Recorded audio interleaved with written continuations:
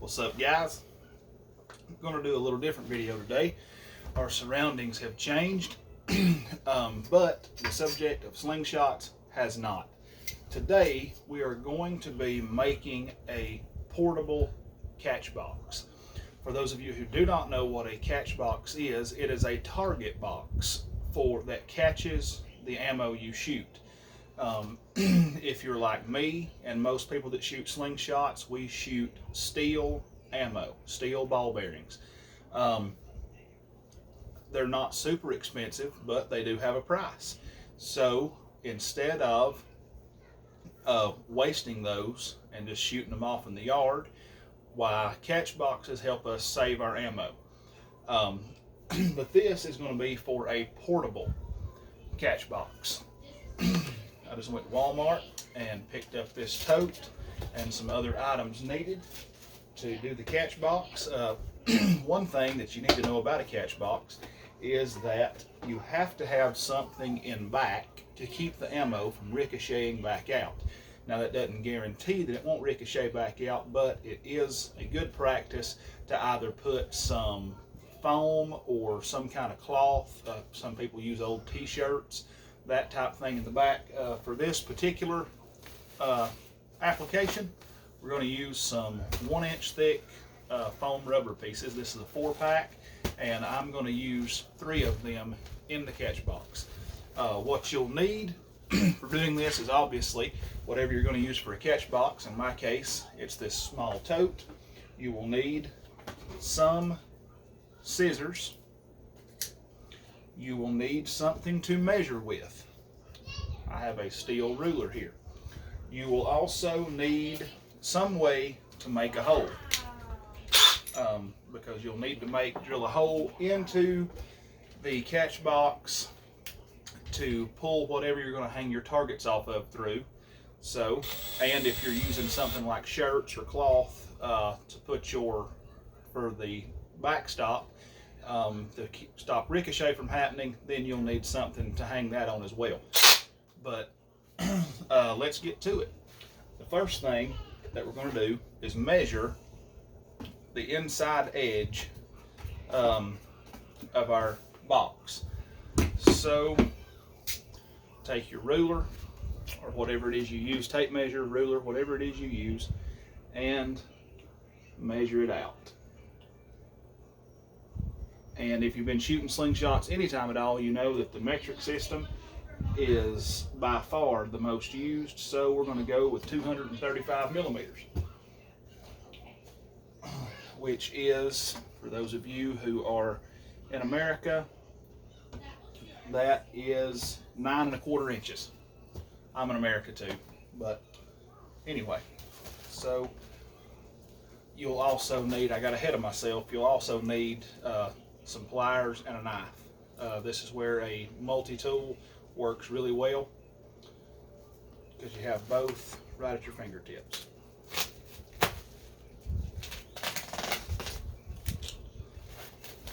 Cut into this. Open up. And these, I got these at Walmart. These are 1-inch thick, and they are 16 by 16, so we're going to need to cut them down some. And height-wise, they'll actually be okay. The good thing about foam is that it's malleable. You can fold it, you can roll it up, and it actually works really, really well.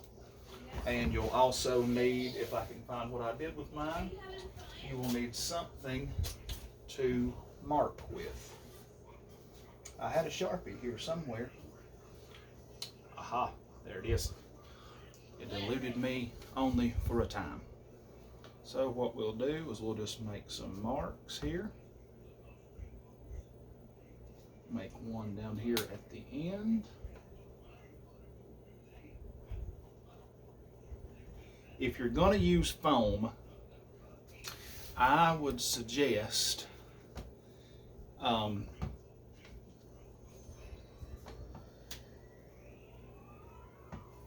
measuring it out and using either a rotary cutter or scissors to cut it with.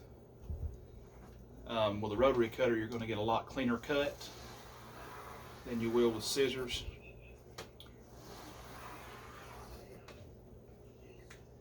But cutting something super exact isn't really necessary for this, so scissors will work just fine. But let's go up that mark we made.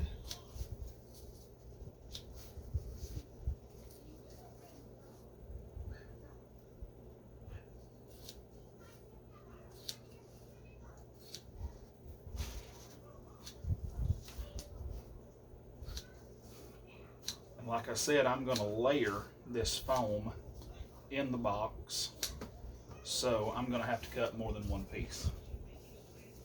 I'm going to go for a 3-layer construction. So what we'll do is we'll just line these edges up here, like so. Get our marker that I seemingly cannot keep up with for whatever reason. There it is. And go ahead, put a little bit of pressure and mark down that. Move it out of the way. Put my marker there where I can see where it is. And cut again.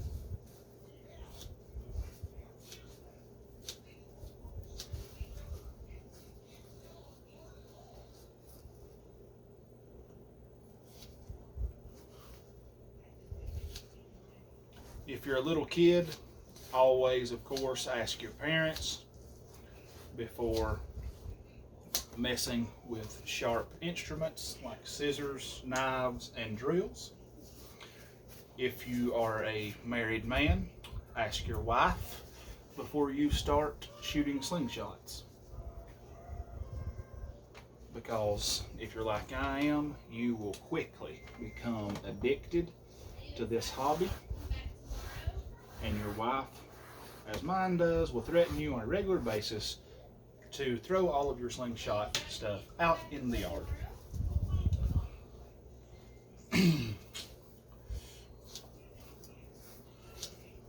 For those of you watching who have made it this far, I apologize that I do not know how to speed up a video and that this is taking as long as it's taking. But there we go. Okay, our pieces of foam are cut. We have an extra piece of foam left over for doing something else with. And now you just take your box, set it on a flat surface, and basically just stuff the foam inside.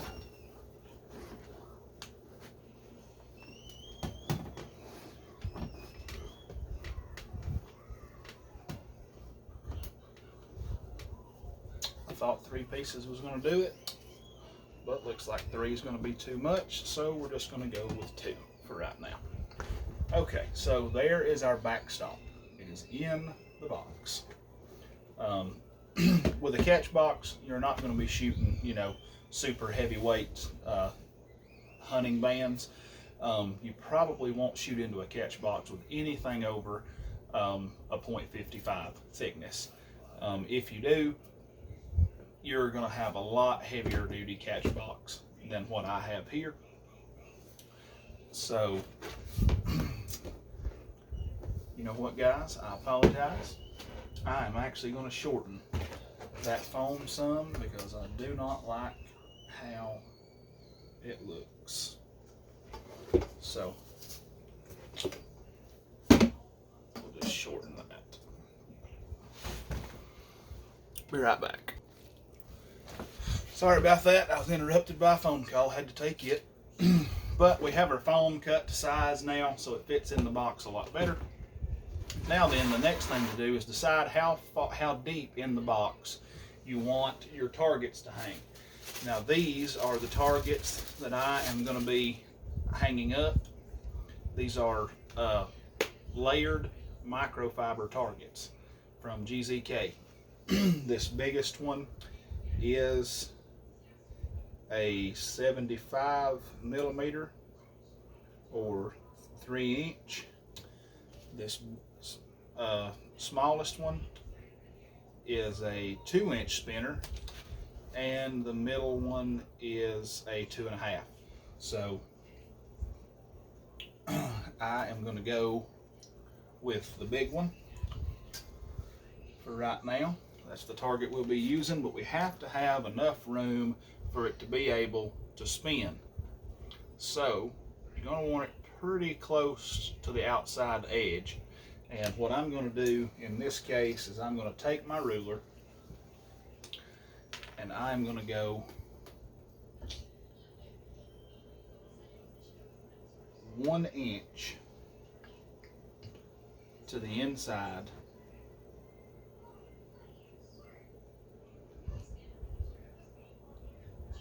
and make my mark, and that is from the top. I came down into the box 3¼ inches. So we go over here to this other side.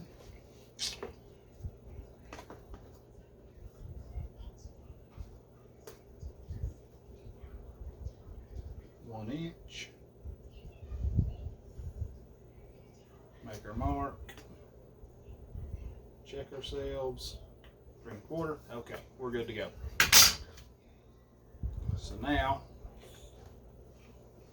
we take our drill and going on the mark.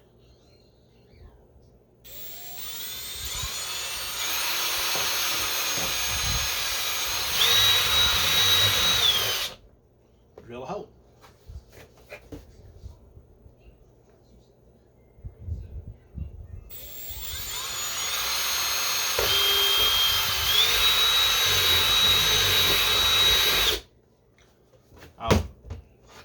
Wallowed the holes out a little bit with the drill bit just to make sure that it was big enough for the paracord that I'll be using to go through. So now then we get our paracord. I had to stock up on to get some more paracord. I was almost out. It's great, great, great stuff to have laying around the house. It is so useful. I have used paracord many, many times for many, many, many different things. And we just poke it through the hole and get our spinner threaded on there.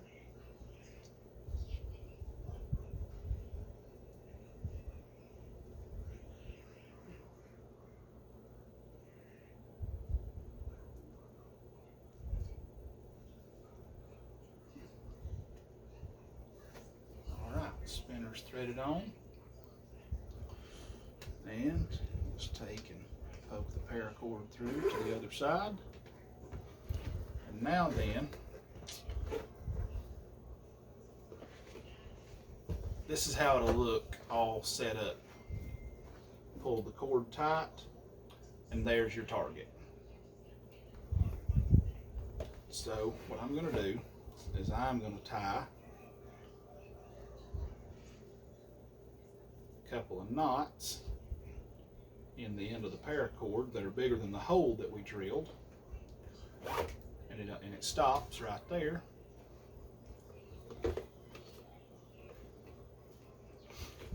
And on this end, I'm going to put something that will make it easy to remove, because you don't want to have both ends tied just in case you need to change the cord or something of that nature.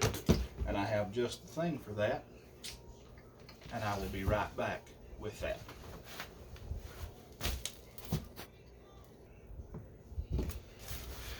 Okay, I'm back. This is an alligator clip. Little tiny small, it's tiny, little tiny small clip used for small electrical leads, or in this case for holding your Catchbox line. So Just pull it tight.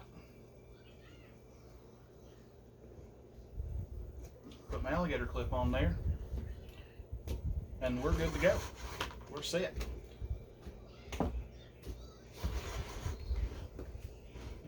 Shoot the target with a little bit more force. Of course, it'll spin.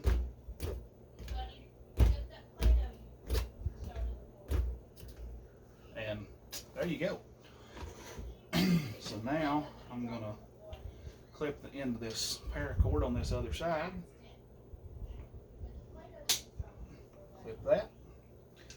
And I don't have a lighter. You can send your paracord on the end to keep it from fraying if you want to. Now,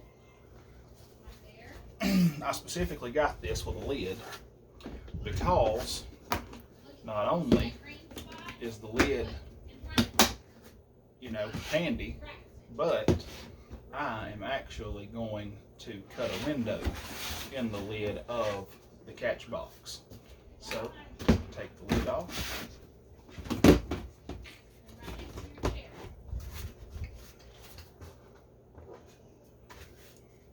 And remember how we came a few minutes ago, we came 3 1/4 inches down into the box. So we're going to do that here. Come 3 1/4 inches down.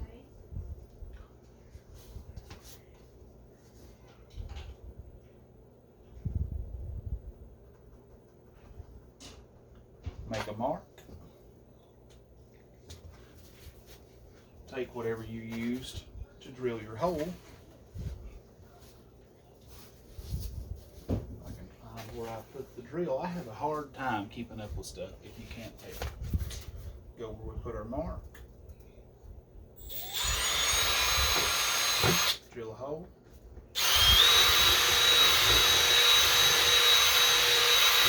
Follow that hole out a little bit. And then you can, a knife, a saw, anything, just to get a hole cut in this. This plastic is very, very easy to cut, as you can see.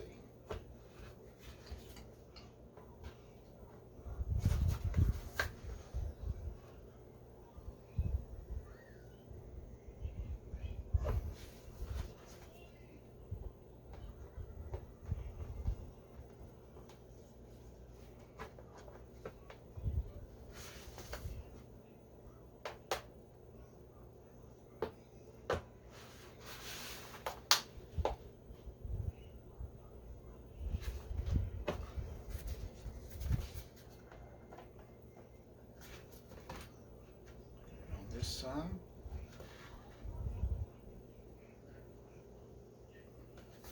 And you can go really as big as you want to, but one thing you want to keep in mind is the purpose of a Catchbox is to catch your ammo. So you don't want to go so far down that you eliminate the purpose of the Catchbox. You want to leave a lip at the bottom to catch your ammo.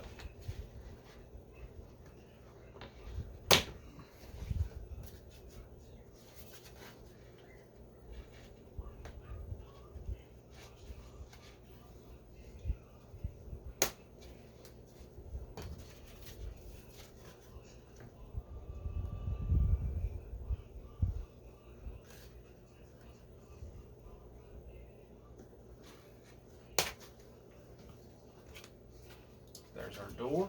Put it on our box.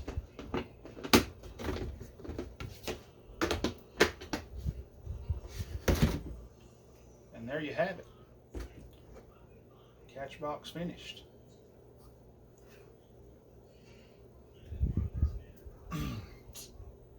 So